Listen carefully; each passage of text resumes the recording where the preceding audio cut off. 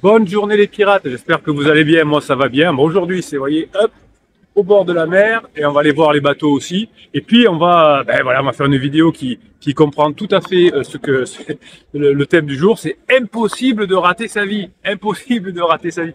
Donc impossible de rater la phase 4 de son couple, la phase de grande intimité. Si vous êtes en crise de couple, si vous avez effectivement quelqu'un qui est avec vous depuis 5, 10, 15, 20 ans et qui un jour vous dit je t'aime plus, c'est fini, jamais je reviendrai, eh bien c'est que certainement vous êtes dans une phase de crise de couple et cette phase de crise de couple, on est là pour apprendre à la gérer depuis 1999. Je vous accompagne comment dirais-je, à sauver ce couple-là, à passer en phase 4. C'est normal quand on est un couple de longue durée, eh bien c'est tout à fait normal évidemment de ne pas arriver forcément à ce que l'on veut tout le temps. Hein. Le couple c'est cyclique, toute relation longue est cyclique, la bourse c'est cyclique, les bateaux c'est cyclique, non je sais pas. C'est l'économie des bateaux, oui c'est cyclique. En tout cas, petit à petit, rassurez-vous, ce qu'on va faire, je vous le garantis, c'est que avec les 280 formations, avec tout ce qu'on peut voir ici, c'est-à-dire les types de coaching, etc., eh bien oui, on va y arriver ensemble. Alors aujourd'hui, impossible de rater sa vie. Alors je vous ai préparé quelques notes, hein, comment fait-on pour ne pas rater sa vie. Et bien évidemment, hein, le titre de cette vidéo, impossible de rater sa vie, évidemment c'est quelque chose qui est un petit peu provocateur, hein, vous allez le voir, vous allez le comprendre, mais effectivement, si vous faites ce qu'il faut, eh bien vous aussi, vous pourrez petit à petit y arriver. Alors, quand on dit impossible de rater sa vie, d'abord il faut se fixer un objectif réaliste, hein, si vous dites je veux 1 million d'euros dans les 10 jours, ça va pas forcément le faire. Mais si vous dites effectivement, mon opportunité c'est de revenir en couple, d'avoir rencontré les pirates, de me faire aider par les pirates pour récupérer mon conjoint, eh bien oui, tout ça, je peux le faire. Donc dans ces vidéos du matin, que vous appelez les vidéos de haute valeur, eh bien, je vais vous aider. Dans les lives que vous avez dans la journée, je vous aide également. Dans les vidéos courtes, pour mettre en application tout ce que vous apprenez, parce qu'effectivement, quand votre conjoint traverse ce qu'on appelle une crise existentielle, au début, votre conjoint va croire que tout vient de vous. Alors, évidemment, tout vient pas de vous, mais en partie, vous avez une part de responsabilité puisque vous êtes un système avec votre conjoint, mais vous n'avez pas les deux parties, évidemment, hein, ça vous le savez.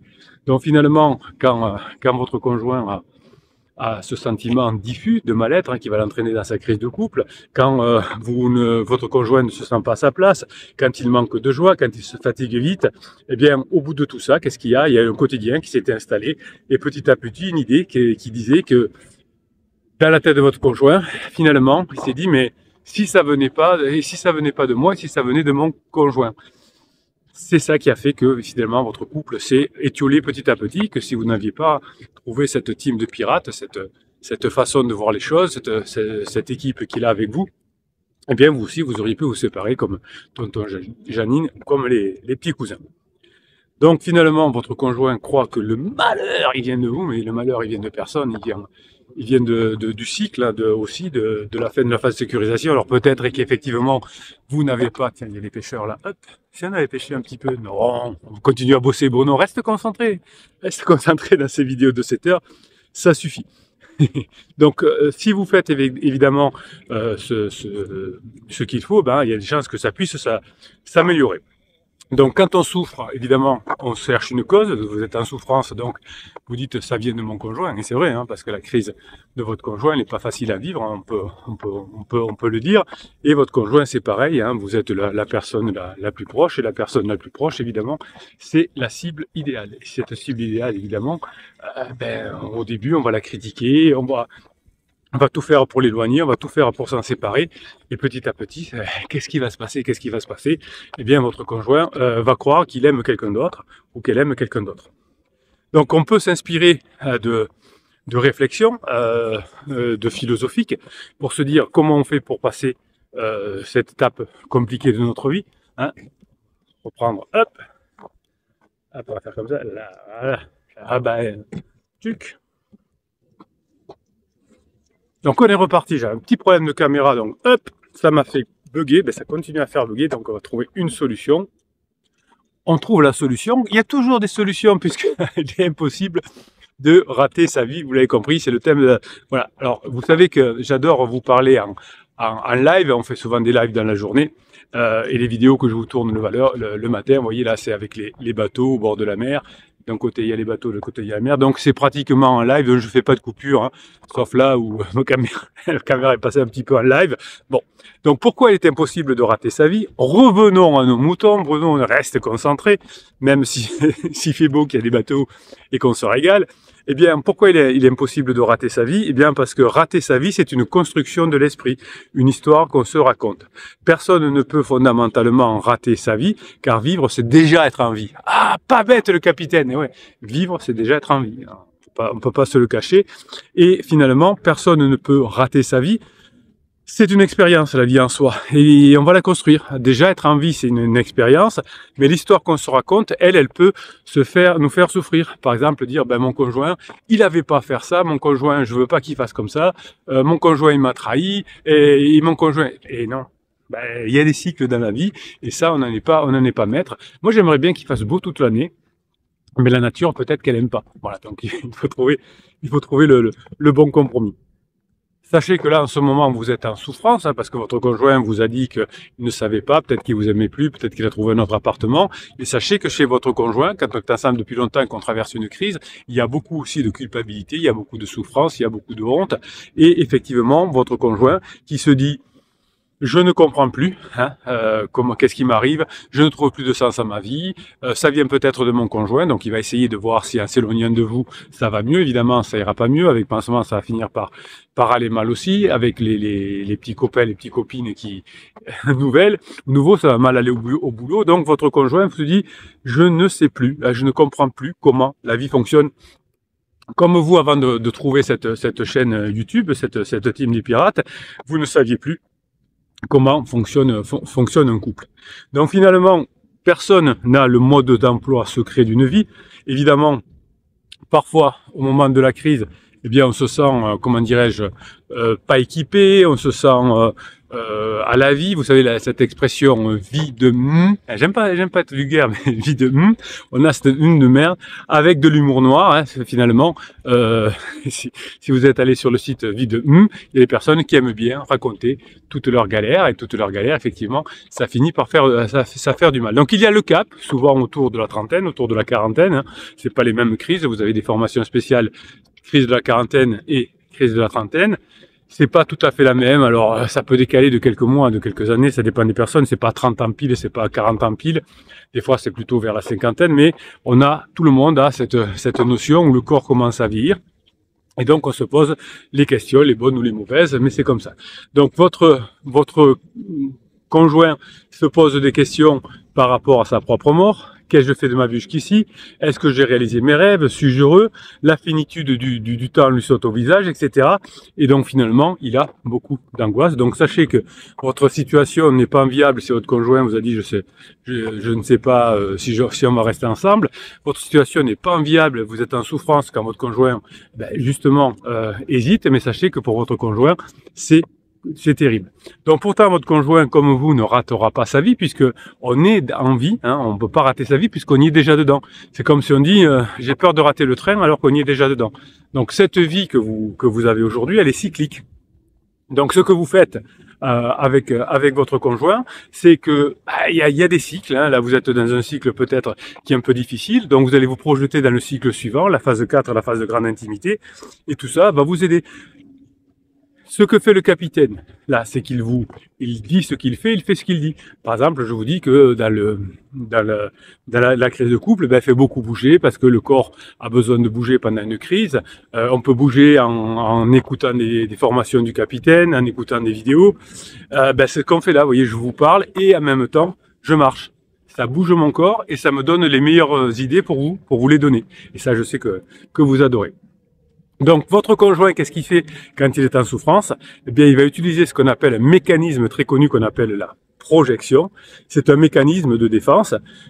Eh bien, il va attribuer à vous ses défauts, ses propres défauts, il va les projeter sur vous et il va projeter de la même façon ses désirs sur un pansement qui ne correspond à rien à ce que votre conjoint pense, évidemment.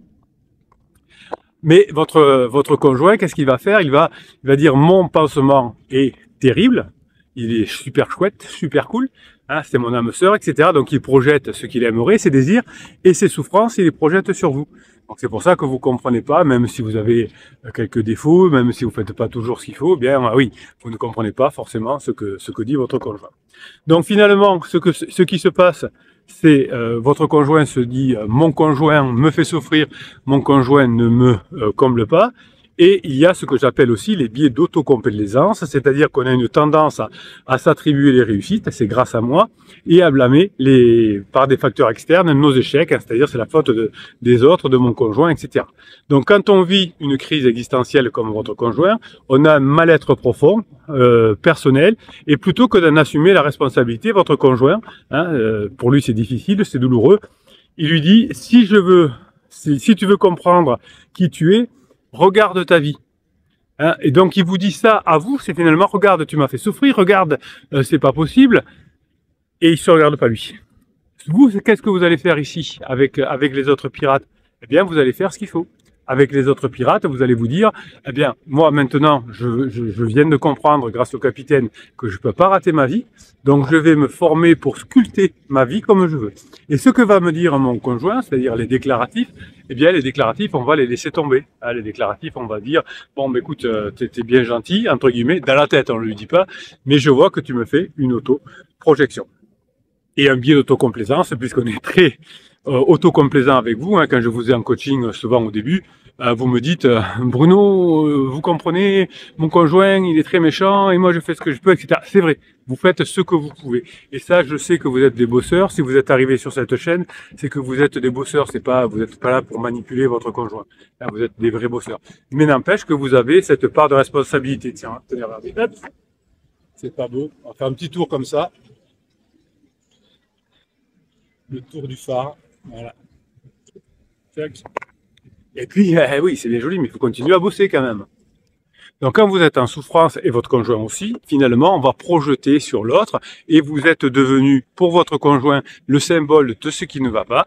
Et quand vous êtes un bébé pirate qui est arrivé aussi sur la chaîne, votre conjoint, en crise, aussi, est le symbole de tout ce qui ne va pas. Chaque petit défaut chez votre conjoint par rapport à vous est amplifié, et chaque habitude est devenue insupportable. Et vous, de votre côté, c'est à peu près la même chose, c'est-à-dire que dès que votre conjoint fait quelque chose, dès qu'il rentre un peu plus tard, dès qu'il n'est pas de bonne humeur, eh bien, on s'en souvient. Ben, ça, c'est une erreur que tout le monde fait, évidemment. Quand on est en crise, on ne voit que les défauts de l'autre, alors votre conjoint, évidemment, mais vous aussi. Donc finalement, votre conjoint vous voit au départ comme un obstacle à son épanouissement. Et comme au départ, ben vous faites comme vous voulez, comme vous pouvez surtout. Hein, c'est-à-dire que vous dites à votre conjoint, écoute, t'as vu, tu me fais du mal, regarde, tu fais du mal aux enfants, c'est pas bien ce que tu fais, moi je comprends pas après tout ce que j'ai fait pour toi. Donc grosso modo, vous mettez de la pression, et tout ça éloigne évidemment votre conjoint au lieu de le rapprocher. Ben ça va pas aller bien loin, évidemment, hein, si vous continuez comme ça. Heureusement, vous allez trouver les 280 informations que vous trouvez dans la fichier plus, d'ailleurs, hein, dans les scripts de cette vidéo. Un seul lien avec les 280 informations, les 6 types de coaching, et ça vous donnera une formation gratuite, le best-of d'ailleurs. Et puis vous avez le groupe Facebook des pirates qui vous aide à mettre en application tout ce que vous allez apprendre dans les formations, dans les coachings. Et oui, parce que bosser sur les formations, les coachings, c'est indispensable, mais se faire aider pour les mettre en application, c'est mieux. Puis vous avez aussi le canal Telegram, sur lequel la journée, je vous mets des textes, je vous mets des vidéos courtes pour vous donner la grinta et continuer à mettre en application ce que vous apprenez. Donc votre conjoint, finalement, doit s'apercevoir que vous n'êtes pas un obstacle à son épanouissement. Au début, ben, vous étiez la cible la plus facile, hein, puisque vous étiez en face à face. Et bien maintenant, au contraire, vous ne serez plus le bouc émissaire parfait, vous serez juste la personne finalement qui serait la personne la plus simple, la plus agréable. Et finalement, au début, pour votre conjoint, c'était facile de s'en prendre à vous parce que vous étiez la personne la plus proche. Et souvent, vous étiez frisé, ou vous ne disiez pas exactement ce qu'il faut parce que vous étiez un bébé pirate, ou vous aviez suivi les mauvais conseils du psy de quartier, par exemple. Eh bien, tout ça, c'est fini. Et maintenant, vous allez faire ce qu'il faut. Votre conjoint vous dira au bout d'un moment, il n'y a que toi qui me comprends. Pas seulement il est tout pourri, mon patron c'est tout pourri, ma sœur elle ne me comprend plus, enfin il n'y a que vous qui comprendrez, non pas parce que vous avez la science infuse, hein, mais parce que vous l'aurez appris au fur et à mesure des formations et des coachings. Donc finalement, l'idée de la séparation est venue parce que votre conjoint s'est dit je quitte mon conjoint, je vais quitter mon conjoint, comme ça je serai enfin libre, je pourrai enfin trouver ma voie, ma vie et mon bonheur. Mais qu'est-ce que ça signifie? Eh bien ça signifie que finalement il y a un paysage intérieur qui est détruit, qui est en train d'être recomposé chez votre conjoint. Donc vous y êtes un petit peu pour quelque chose parce que vous pouvez râler un petit peu parce que vous auriez pu faire pendant la phase de sécurisation un peu différemment. Voilà, c'est fait, hein, on peut pas changer ça. Donc l'idée, c'est pas de se dire qu'il faut jamais se séparer, évidemment. L'idée, c'est plutôt de se dire quand on est en crise, on fait ce qu'il faut, évidemment, pour que ça se passe le mieux possible, pour qu'on puisse aller ensuite de l'autre côté. Donc la relation n'est pas une relation toxique, je vous referai une vidéo là-dessus sur le côté toxique parce que ça m'agace ce côté toxique, mais elle est en train d'évoluer. Et c'est comme si vous parlez à votre enfant de 10 ans comme un enfant de 5 ans ou votre ado de 16 ans si vous lui parlez comme un enfant de 5 ans ou comme un adulte. Il faut parler à quelqu'un du point de vue où il en est. Et votre conjoint est en crise existentielle en ce moment certainement, qui s'est transformé en crise de couple, il faut lui parler comme quelqu'un en crise existentielle. La crise existentielle, c'est un peu finalement comme une maladie. C'est pas une maladie, attention, hein, c'est un point de passage. Mais quelqu'un qui est malade ne va pas l'agresser, dire « Oh, t'es malade, lève-toi du lit, maintenant c'est bon, t'as la Covid, ça fait 3 jours que t'es couché. » Ben non, il est malade, donc on va plutôt l'aider. Et là, on va plutôt l'aider, effectivement, pour ne pas mettre trop de pression. Si vous avez votre conjoint qui a très mal à la tête, qui a besoin d'être dans le noir et au calme, et que vous allez le saouler en disant « Alors, ça va mieux, ça va mieux, ça va mieux, t'as pris une décision, ça va mieux, tu te lèves, laisse-moi tranquille, quoi. Au bout d'un moment, à dire non, ben je me lève pas, va-t'en, quoi. Hein, ben c'est normal. Donc, vous avez des amis autour de vous qui se sont séparés parce qu'ils n'ont pas su gérer cette tourmente. Donc, vous allez passer par une étape qui est la plus difficile, je veux dire, c'est l'introspection. Comment je veux être en phase 4? Qu'est-ce que j'ai besoin d'apprendre pour aller en phase 4? Quels sont les mécanismes de fonctionnement de la phase 4 pour que je puisse les comprendre, que je puisse les apprendre et ensuite les mettre en application. Depuis quand finalement mon conjoint se comporte comme ça, c'est intéressant, mais c'est pas tellement le plus intéressant, c'est comment maintenant moi je me comporte à partir d'aujourd'hui.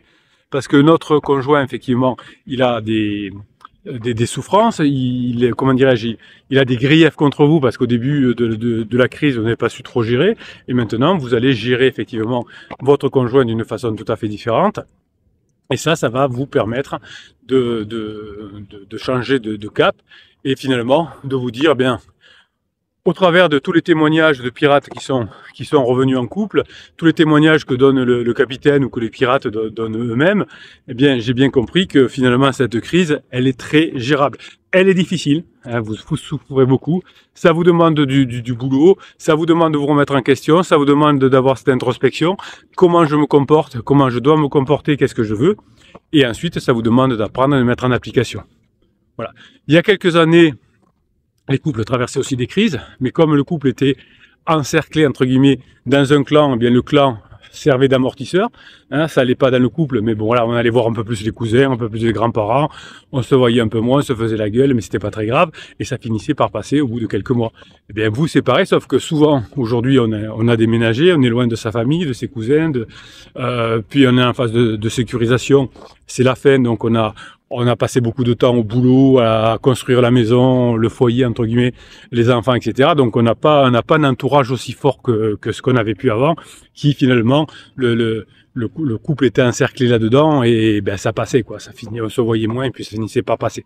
Aujourd'hui, ben, malheureusement, il y a beaucoup de couples autour de vous qui se séparent parce que ben, ça a changé, hein. On n'a plus cet environnement, donc il faut remplacer l'environnement par la connaissance. Voilà. Si vous n'aviez pas trouvé cette chaîne de pirates, cette team de pirates, bien vous aussi, vous auriez pu peut-être vous séparer, on n'en sait pas, hein. Ça, on ne saura jamais du coup. Mais en tout cas, vous êtes au bon endroit. On ne peut pas vous obliger à bosser, on ne peut pas vous obliger à vous former, on ne peut pas vous obliger à suivre les conseils qui marchent du capitaine. Mais si vous avez décidé de vous en sortir, si vous avez décidé de bosser, de vous y mettre, tous les pirates seront là pour vous aider à mettre en application. Vous avez des challenges, vous avez le groupe Facebook, vous avez le catalogue des formations, vous avez le coaching, vous avez l'aide des autres pirates, vous avez tout pour réussir. D'autres y sont arrivés, pourquoi pas vous?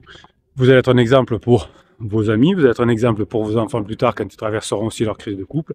vous serez très fiers de vous. Et puis cette phase 4, pour toutes les personnes qui la vivent, et je la vis aussi, eh bien ça vaut vraiment le coup d'avoir fait cet effort et d'être passé de la phase 3 à la phase 4. Voilà mes pirates adorés, je vous laisse aller vous bosser, revenez vers nous dès que vous avez effectivement des choses à nous demander sur les coachings, les formations. Tous les pirates seront là sur le groupe Facebook, tous les pirates seront là pour vous aider en commentaire de ces vidéos. Oui, on peut y arriver, oui, vous pouvez y arriver. J'ai confiance en vous. Passez la journée que vous méritez, mes pirates adorés.